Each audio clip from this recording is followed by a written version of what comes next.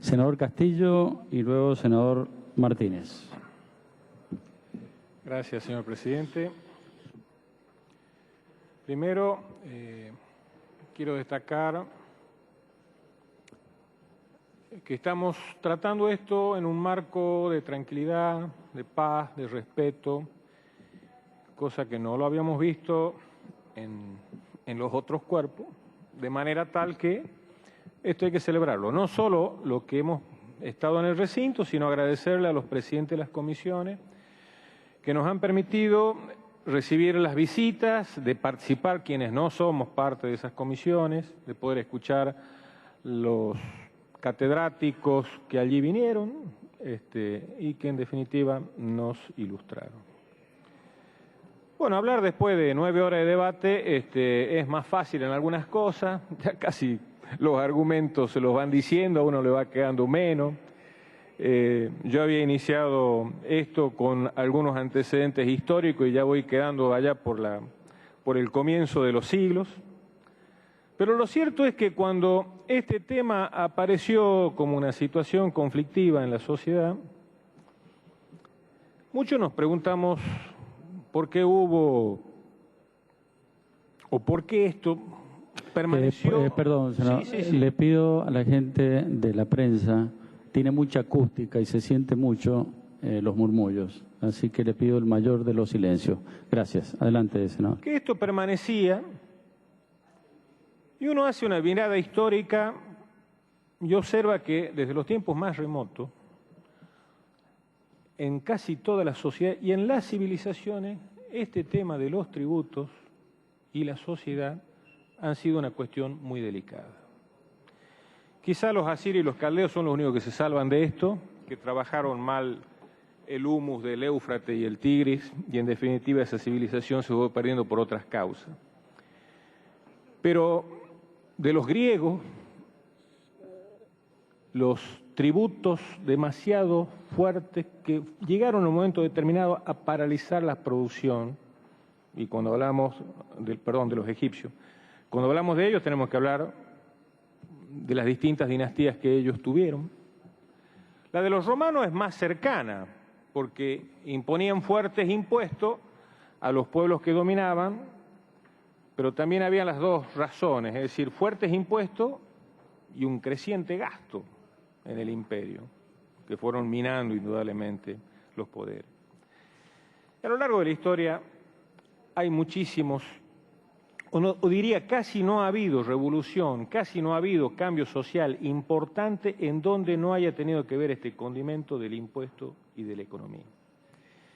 Acá la primera que se receta y es real y cierta, porque es la primera que queda documentada para la historia, es el acta que se le impone a Juan Sin Tierra. ¿Y esto qué significaba? Era un principio de que no podía haber tributos sin representación, es decir, se le sacaba la voluntad omnímoda que tenía el soberano de aplicar tributos y que esto debía ser llevado adelante a través de una representación. Por supuesto que en aquella sociedad inglesa la representación era de los nobles, de la curia, en fin, pero el concepto fue eso. Y lo traigo a colación porque este concepto ha sido previo a las constituciones. Acá estamos discutiendo si es o no constitucional. Este concepto ha sido previo a la Constitución. Todo el proceso constitucional que luego viene y que sobre todo se inicia en Estados Unidos, y en Estados Unidos, miren ustedes, se inicia después de 3 conflictos graves, que son las distintas actas que los ingleses los hacían firmar a las 13 colonias. Hasta que una, la de 1767, y la más conocida porque fue el acta del debate del té, que casualmente fue un derecho de exportación en donde los colonos no quisieron pagar, se echó el té al mar y a partir de allí se inició un proceso que terminó en la Revolución de la Independencia, la Constitución de Filadelfia, de 10 años después, de 1787, y hasta la Revolución Francesa, cambio más importante de Europa del siglo XVIII, tiene también su raíz en esto, y en la Asamblea, más allá de declarar la igualdad, la fraternidad y la libertad, entre las cosas que se hicieron fueron modificar las cargas impositivas, es decir, primero y principal, sacarle los privilegios que tenía la nobleza, el diezmo que marcaba la Iglesia, e poner el tema de los impuestos como una cuestión elemental y básica. Y de allí, desde esa Declaración de los Derechos del Hombre y del Ciudadano en el artículo 14, van naciendo los procesos o las reglas constitucionales que nosotros hoy estamos conociendo. La madre de todas estas reglas seguramente es el artículo 19 de nuestra Constitución Nacional, que manda que nadie puede ser obligado a hacer lo que la ley no manda, ni privado de lo que ella no prohíbe, y a partir de allí se establece, diríamos, lo que podríamos llamar el principio de legalidad, que es uno de los elementos fundamentales en las cuestiones de impuestos. ¿Por qué? Porque este recepta no solo el concepto de ajuar sin tierra, sino el concepto en donde no hay tributo sin ley. Es decir, acá ha habido legisladores que tienen mucho mayor autoridad jurídica para hacer la enunciación de los artículos que nos van marcando cuáles son los dispositivos que tenemos para decir que no puede haber un tributo sin que el Congreso haya participado. El artículo 4, el artículo 9, el artículo 17, incluso el artículo 52, que es más específico, porque cuando habla de impuestos no lo manda el Congreso así nomás, sino que lo manda la Cámara de Diputados, porque entiende que los diputados son aquellos que los elige el pueblo, no a través de una organización social como podría haber sido aquello de los comunes y de los lores, y es probablemente por eso.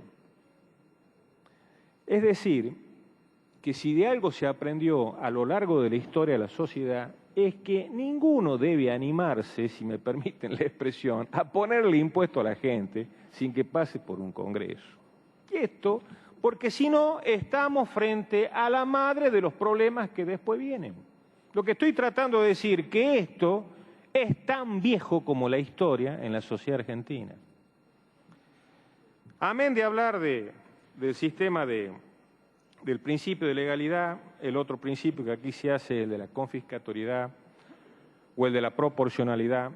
Y lo digo, no lo voy a hablar como jurista. Acá se lo ha expresado, que la proporcionalidad o la confiscatoriedad está marcada por acorte, el 33%, si esto es un derecho absoluto o es un derecho relativo, todos los derechos son relativos. Pero cuando hablamos de un 33%, en mi provincia de Catamarca, en la zona donde se produce soja, ya con el 35% de retención de antes del 10 de marzo, el sojero nuestro no funcionaba. Porque es una zona extrapampeana, porque es una zona donde los rindes son mucho más difíciles, porque hasta un acto de colonización en las zonas en mi provincia donde hoy se hace soja, antes eran campos botados llenos de churques y de jarillas que no tenían ningún tipo de producción, y la incorporación de esta semilla, de esta tecnología, de que esto se pueda producir con bajo grado de humedad, ha logrado que estas zonas ingresen en los procesos de producción. De manera que cuando hablamos de confiscatoriedad, decimos el 33, el 35% del producto. Yo me hago la siguiente pregunta. El producto tiene un precio que se paga según esta retención. Ahora, ¿cómo se conforma el precio de ese producto? ¿Se tuvo en cuenta los insumos? ¿Se tuvo en cuenta todos los otros elementos de la cadena para llegar? Es decir, estamos aplicando un número abstracto a un hecho concreto sin tener en cuenta todos los elementos y todas las cadenas que anteriormente van teniendo en estas cuestiones. Y por otro lado, acá venía Lieto Guadaña y nos decía, el peor problema de esto que es un impuesto a la producción, o es una contribución a la producción. Entonces se parte de la abstracción de que todos los que producen son ricos y todos los que consumen son pobres. Porque el concepto de tributo es que casualmente este cambio de riqueza que se hace a través del impuesto del Estado sea que los que más tienen están en alguna medida financiando a los que menos tienen. Bueno, ese recurso, ¿de dónde se lo saca? Se lo debe sacar del impuesto a las ganancias. Pero no hay más justo que el impuesto a la ganancia para que haya una transferencia de riqueza a los sectores ricos o un impuesto a la riqueza. O ha habido otras fórmulas a lo largo de la historia. Pero yo diría, este tema del impuesto a las ganancias, porque decía Alberdi en algún momento que después de la religión y el cambio de idioma, lo más problemático de una sociedad es el cambio del sistema impositivo, porque es como cambiar, diríamos, la base de un edificio sin demolerlo. Realmente son situaciones muy difíciles que hay que tratarlas con la responsabilidad y el cuidado que corresponde. Pero sacado esto, nosotros estamos insertos en el Mercosur, quienes estamos acá, muchos somos parlamentarios del Mercosur. Esto no condice con nuestra ley 23.981, que es la ley que está receptando el Tratado de Asunción. Es ilegítima. Ese tratado nos pide que no estemos marcando ninguna cuestión que sea tránsito o que implique la circulación libre de los bienes, de los servicios y factores productivos entre los países y a través de los otros, la eliminación de los derechos aduaneros y restricciones no arancelarias a la circulación de mercadería y de cualquier otra medida equivalente. Creo que la norma es clara. Hasta hoy no vamos a tener problemas. Hubo problemas el otro día en Tucumán, cuando la delegación uruguaya no aceptó la postura argentina. Se condice también con lo que pasó en Roma en la visita presidencial de hace pocos días atrás. 10 minutos, senador Sí, Castillo. soy presidente de bloque, si usted me permite. Adelante, adelante. Pero a su vez también, con Chile. Con Chile tenemos el mismo problema, es decir, hemos firmado convenios con Chile de libre circulación y nosotros en alguna medida los estamos trabando. Acá he escuchado medio desdeñosamente cuando se dice lo que el mundo está reclamando. Yo he escuchado recién al senador de Córdoba, que creo protagonista y conocedor como él, poco, al menos en este recinto, donde el mundo nos está pidiendo alimento, donde en cualquier revista que leamos nos enteramos de que la presencia de China en el mercado, de los otros países asiáticos, de la propia África en algunos lugares, donde miles y millones de personas están comiendo, está creciendo su economía. Este otro tema que es el aumento de la energía, el aumento de los combustibles y la necesidad de transformar los granos en combustible. Cuando acá vino Alieto Guadañi el otro día, él citaba a un economista ruso que decía que en el mundo de vez en cuando ocurre algo que se llama la onda larga.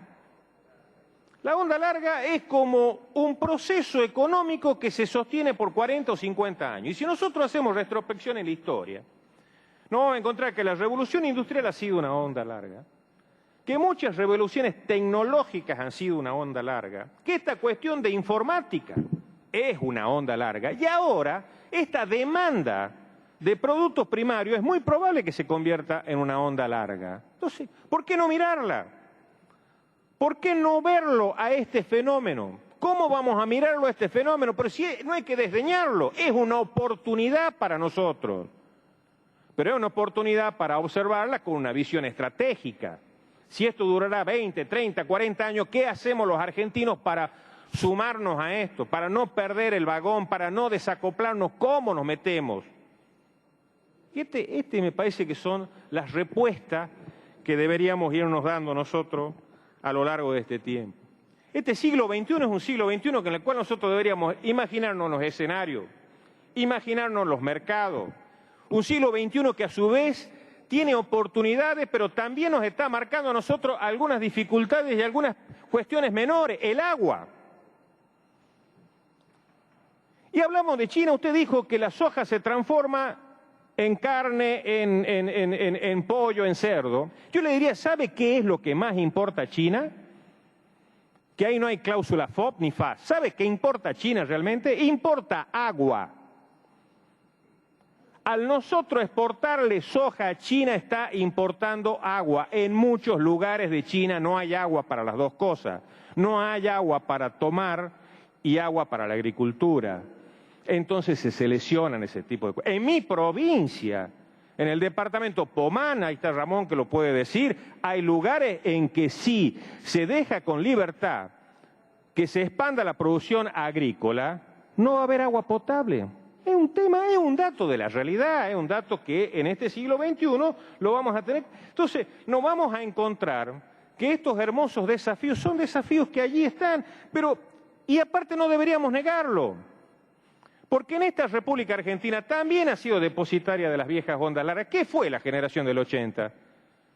La generación del 80 fue la observación de que el mundo estaba demandando ciertas cuestiones. Estaban creciendo las ciudades, estaban industrializándose, ya llevaba un siglo la revolución industrial, había demanda de alimentos. Bueno, nos transformamos en el granero del mundo. Hicimos lo que debíamos hacer para introducirnos en el mundo, con todos los defectos. Vea, yo soy radical, así que yo soy de los que más he criticado a la generación del 80, pero también significó inversiones, también significó la transformación, también significaron los ferrocarriles, también significaron una serie de cuestiones que acá vinieron logrando. Y más allá de las calificaciones mezquinas que nosotros podamos hacer, se hizo este país importante, y la prueba de que este país era el país importante era que en los puertos llegaban a esta república en aquel momento los inmigrantes. Muchos de los que están acá son nietos o bisnietos de esos inmigrantes que ya... ¿Por qué venían a Argentina? Porque estábamos haciendo ese país. Polacos, alemanes, árabes después, judíos, que vinieron a hacer esta República Argentina. Y hemos tenido, incluso aquellos de aquella generación tuvieron la inteligencia de que cuando el proyecto se iba perdiendo, dar las herramientas para seguir adelante. Debe haber sido muy difícil para los conservadores la ley Sáenz Peña, que permitió el acceso del pueblo al gobierno. Probablemente muchos le han gritado traidor a aquel fabuloso ministro Gómez, salteño, ministro del Interior, que tuvo Sáenz Peña, y que se hizo el proceso. Estoy seguro que aquellos que Senador le gritaron Castillo, traidor... le pido una interrupción la senadora Fellner. No doy interrupción, presidente, hemos quedado Bueno, en no dar interrupción, así que agradezco.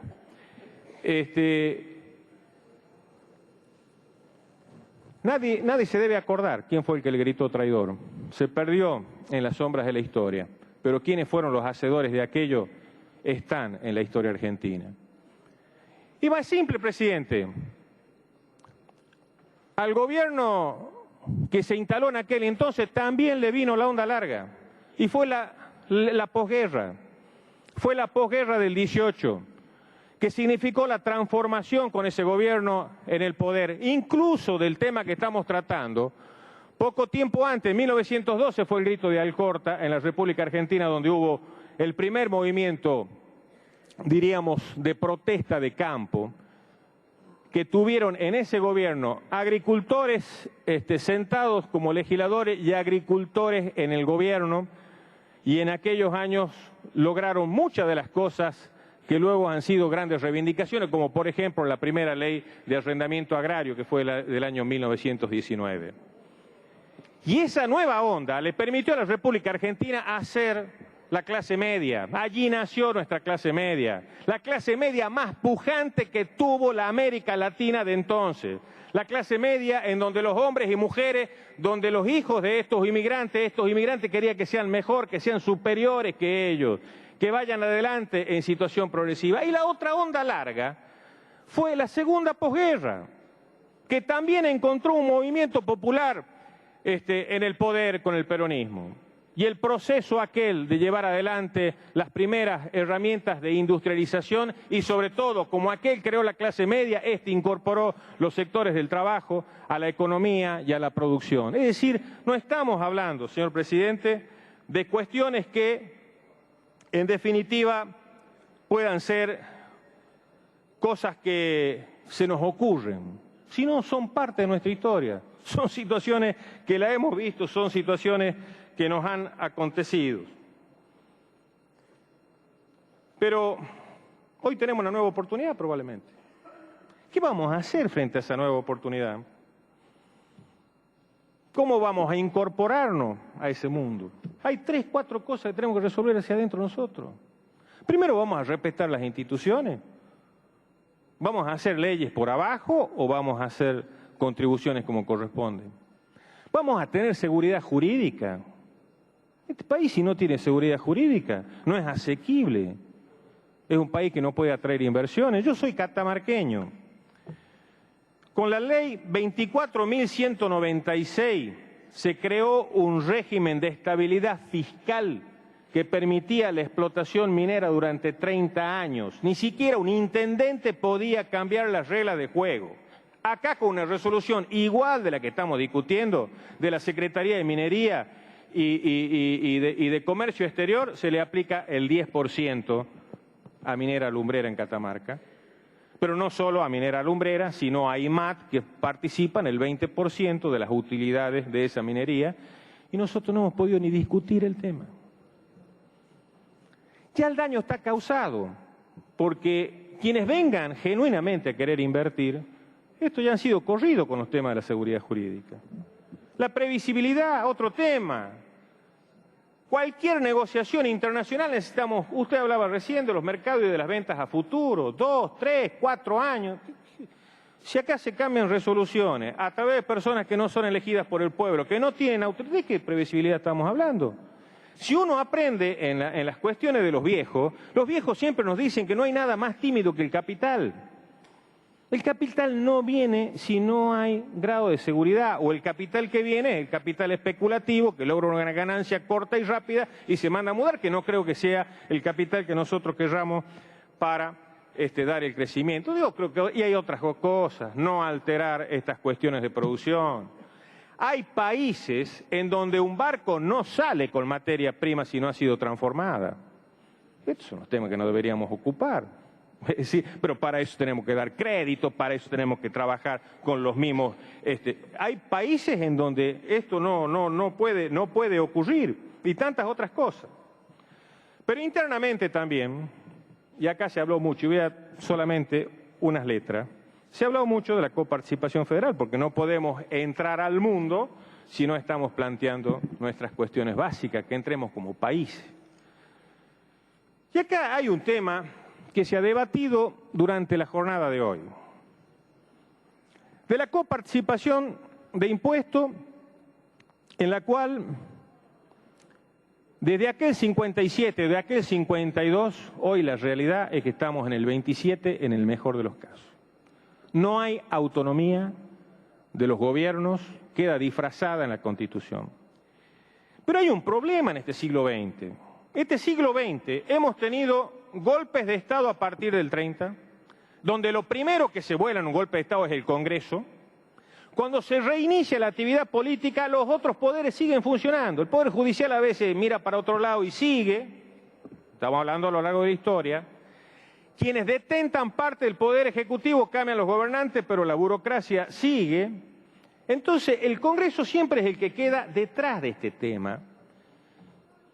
Y frente a este problema, ¿sabe cuál es el de debatir esto? Que yo hasta a veces tengo miedo si no nos ponemos a charlar previamente. Porque acá hemos estado discutiendo cuál es la legitimidad. Ustedes, el justicialismo, ha dicho en estos discursos, la presidenta fue avalada con el 46% de los votos y en virtud de eso mandamos aquello. Los militares no dicen nada, con el golpe de Estado acumulan la fuerza. Los radicales, cuando ganamos, también hacemos nuestra legitimidad plebiscitaria.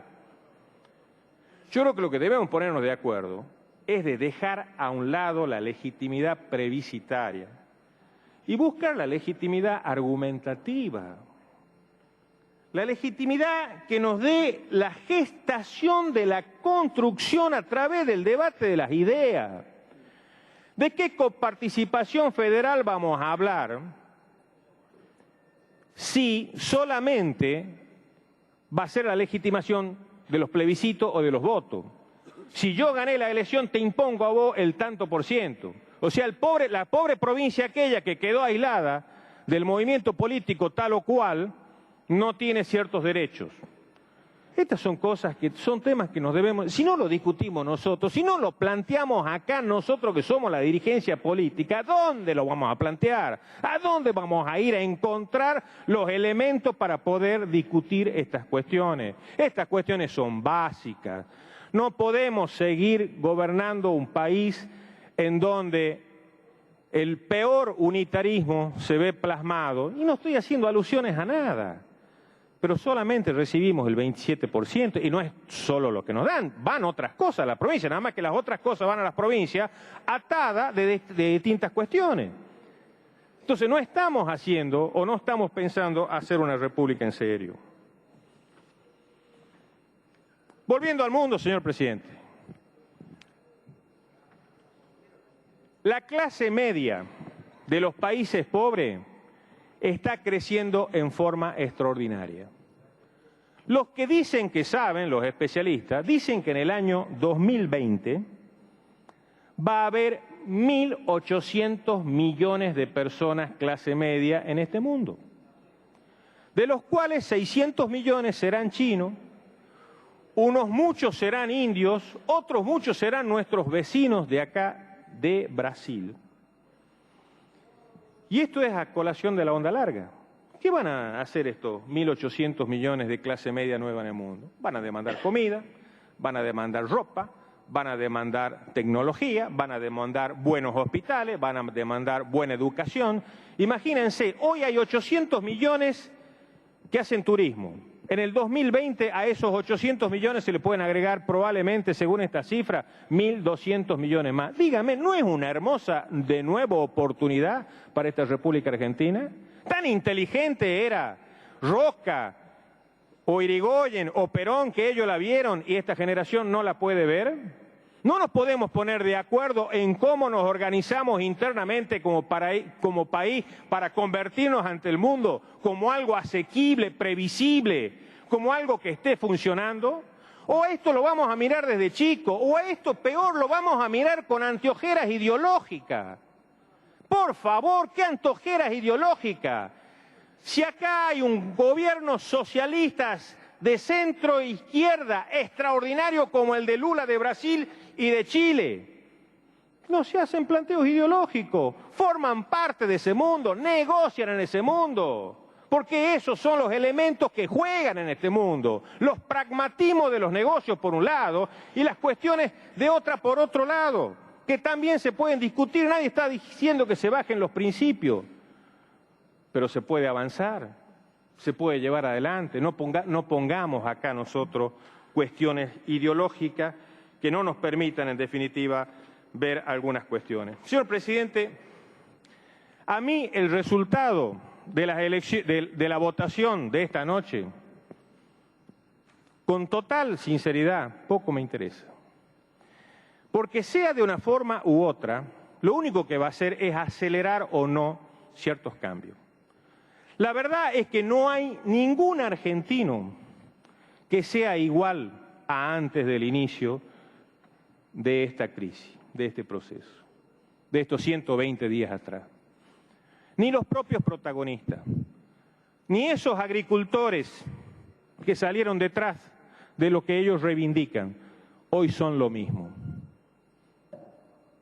Ni el gobierno, ni estas composiciones de sumas, de mayoría y de minorías, no importa cuántos serán los votos, pero yo sentado en esta banca éramos 20, hoy seremos otro número.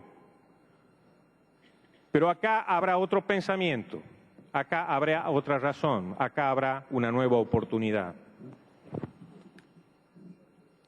Un día escuchaba, y con esto termino, señor presidente,